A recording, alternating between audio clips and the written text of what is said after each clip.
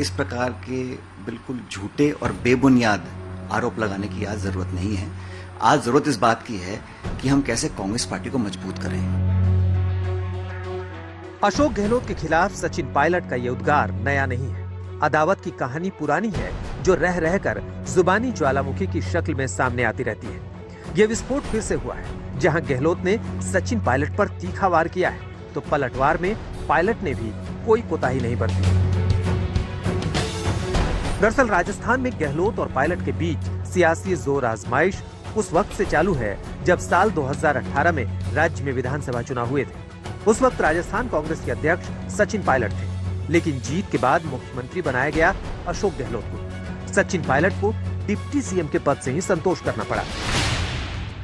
2018 में शुरू हुआ झगड़ा जुलाई 2020 में उस वक्त परवान पर जा पहुंचा जब सचिन पायलट कुछ मंत्रियों समेत 18 विधायकों के साथ दिल्ली और मानेसर में जम गए।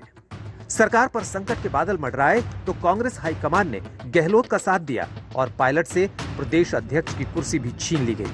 तल्खी के उस दौर में सीएम गहलोत ने पायलट पर करारा जुबानी प्रहार किया।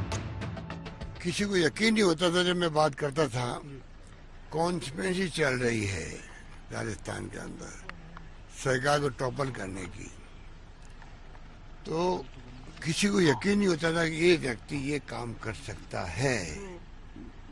मासूम चेहरा, हिंदी इंग्लिश में अच्छी कमांड बोलने की, मीडिया को इम्प्रेस करेगा पूरे कंट्री के अंदर। एक छोटी खबर नहीं पड़ी होगी किसी ने कि पायलट साहब को हटाना चाहिए प्रदेश कांग्रेस कमेटी अध्यक्ष से। हम जानते थे कि निकम्मा है, नाकारा है, कुछ काम नहीं कर रहा है, खाली लोगों को लड़वा रहा है। मेरे साथ हो कि नहीं हो, मैं यहाँ बैंगन बेचने नहीं आया हूँ। कांग्रेस की सियासत में गहलोत लगातार पायलट पर हावी होते जा रहे थे, लेकिन अक्टूबर 2021 में पायलट ने बयान दिया कि किसी को जिंदगी भर के लिए सत्ता में रहने का घमंड नहीं होना चाहिए। दोनों में सियासी रस्साकशी जारी रही। मार्च 2022 में सचिन पायलट ने मुख्यमंत्री पर फिर निशाना साधा। कहा कि कुछ लोग सत्ता की कुर्सी से चिपक जाते हैं, ऐसे लोग खुद को असुरक्षित समझते हैं। मैं ऐसा मानता हूं कि कांग्रेस एक पुरानी पार्टी है, अनुशासित पार्टी है और इस पार्टी में सबके लिए रूल्स, नियम, कायदे कानून बराबर होते हैं। तो जो इंडिसिप्लिन अगर किया गया है, उसके जवाब मांगे गए हैं, जवाब दिया गया है, तो उस पर भी शीघ्र निर्णय लिया जाना चाहिए। वो इसलिए कोई व्यक्ति कितना बड़ा हो, लेकिन कानून, डिसिप्लिन, अनुशासन पार्टी का सब पे लागू होता है। सितंबर 2022 में जब कांग्रेस अध्यक्ष पद के लिए अशोक गहलोत का नाम सबसे ऊपर चल रहा था, उस वक्त भी पायलट खेमे को लगा कि अब राजस्थान में उनके लिए सत्ता का दरवाजा खुलेगा। लेकिन गहलोत का इरादा अध्यक्ष के साथ साथ मुख्यमंत्री कुर्सी पर भी बने रहने का था। इसी दौरान सचिन पायलट ने गहलोत को लेकर फिर तंज कसा।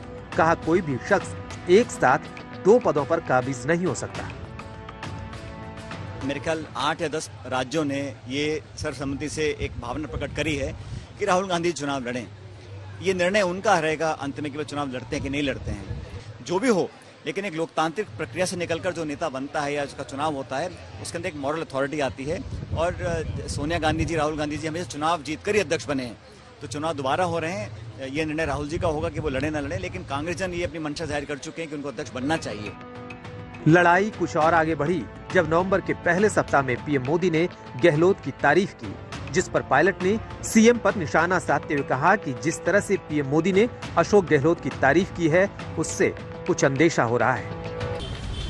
प्रधानमंत्री जी ने कल जो बयान दिए, जो बड़ाइयां करी, मैं समझता हूँ बड़ा दिलचस्प एक घटनाक्रम है, क्योंकि इसी प्रकार प्रधानमंत्री जी ने सदन के अंदर गुलाम नबी आजाद साहब की बड़ाइयां करी थी, और उसके बाद क्या घटनाक्रम पैदा हुआ हम सब ने देखा है। तो बड़ा इंटरेस्टिंग डेवलपमेंट जो प्रधानमंत्री जी ने सोते ही बड़ाइयां करी है, इसको बड़ा मैं इंटरेस्टिंग मानता हूं और इतना लाइटली नहीं लेना चाहिए। अब एक बार फिर से गहलोत ने मौका मिलते ही सचिन पायलट के सियासी औकात और हैसियत का मुद्दा खुलेआम उछालकर जंग को भीषण कर दिया है।